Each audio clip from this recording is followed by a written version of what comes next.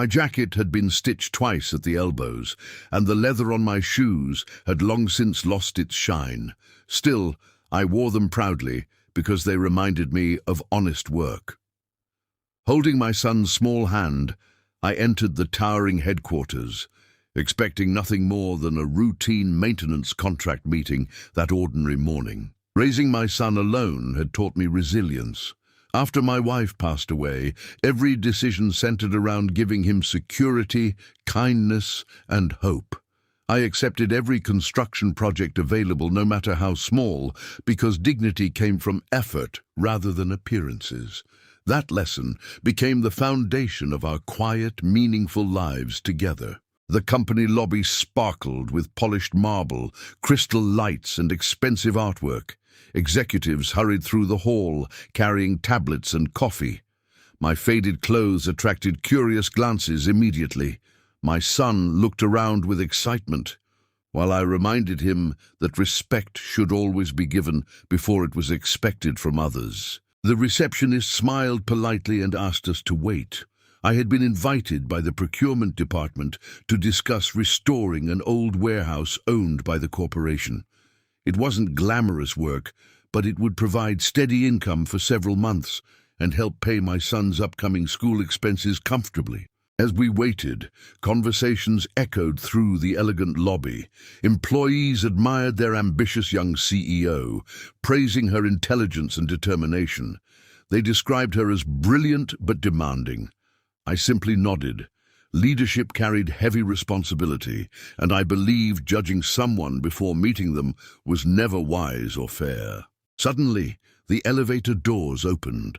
The CEO stepped into the lobby, surrounded by assistants. She wore a tailored navy suit and walked confidently, commanding attention without raising her voice. Everyone greeted her respectfully. She noticed me immediately, her eyes pausing briefly on my worn jacket and weathered boots with visible surprise. She approached, studying me with unmistakable skepticism. Looking toward her assistant, she quietly asked whether security had mistakenly allowed visitors into the executive lobby. Several employees laughed softly.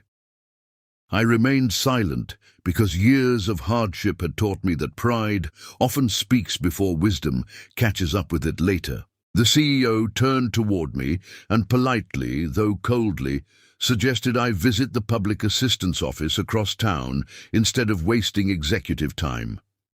She assumed I was seeking financial help rather than business. My son looked embarrassed, but I gently squeezed his shoulder, silently encouraging patience instead of anger. Before I could explain, the procurement manager rushed into the lobby, apologizing for arriving late.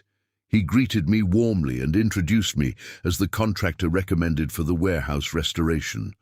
The CEO looked surprised but quickly recovered, offering a brief nod before leading everyone toward the conference room. Together, during the presentation, I explained how the aging warehouse could be restored safely while preserving its original steel framework. Every recommendation focused on long-term value rather than expensive replacements. The engineering team listened carefully, occasionally exchanging impressed glances. Years of practical experience often solved problems textbooks alone could never fully explain. The CEO interrupted with difficult questions, testing every calculation and timeline. I answered calmly, supporting each decision with experience gained over decades. Eventually, even skeptical engineers agreed with my assessment. Though her expression softened slightly, she remained distant, unwilling to admit that her first impression had been mistaken so quickly. After the meeting, an elderly janitor quietly approached me. His eyes widened with recognition before he smiled warmly. He asked whether I still carried the old pocket watch his former employer had once given me. I reached into my jacket and showed him the engraved silver watch immediately with gratitude. The janitor laughed happily before turning toward the CEO. He explained that decades earlier, when her father founded the company, I had worked beside him every day. Together we poured concrete, welded beams, repaired machinery, and even slept inside unfinished buildings to save money during difficult early years. The CEO frowned with disbelief. She insisted her father had built the business entirely through his own determination. The janitor respectfully nodded, but gently added that every great leader depended upon loyal people who believed in impossible dreams before success arrived. My name, he said, deserved equal respect within those early memories. Before anyone responded, another voice echoed across the lobby. The company's retired founder entered slowly with the support of a walking cane.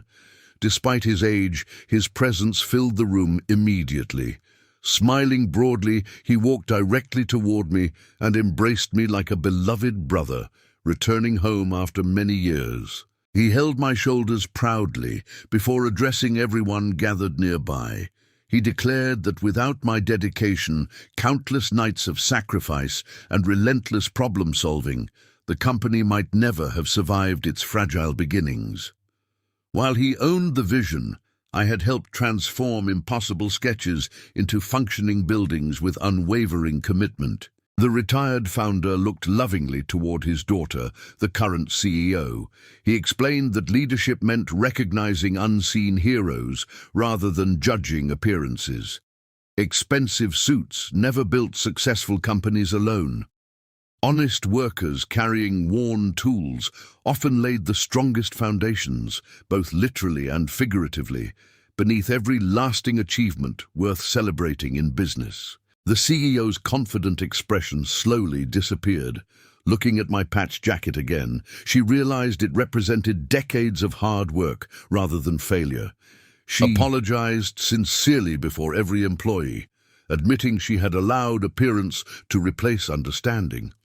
Her honesty surprised everyone because public apologies rarely came from executives in powerful positions. I smiled and accepted her apology without hesitation.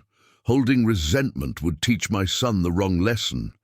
Instead, I wanted him to witness forgiveness strengthened by humility. True respect grows when people admit mistakes and choose better actions afterward, regardless of their position or influence in society. The CEO then announced that the warehouse restoration contract would proceed immediately. More importantly, she invited me to become a permanent historical advisor for future restoration projects because nobody understood the company's original structures better. The opportunity would provide stability, meaningful work, and a brighter future for my growing son. My son looked at me with admiration, unlike anything I had ever seen before. On the drive home, he quietly asked whether success always required expensive clothes. I smiled gently and answered that character, loyalty, and honest work outlast every fashionable suit. Clothes fade with time, but integrity never goes out of style.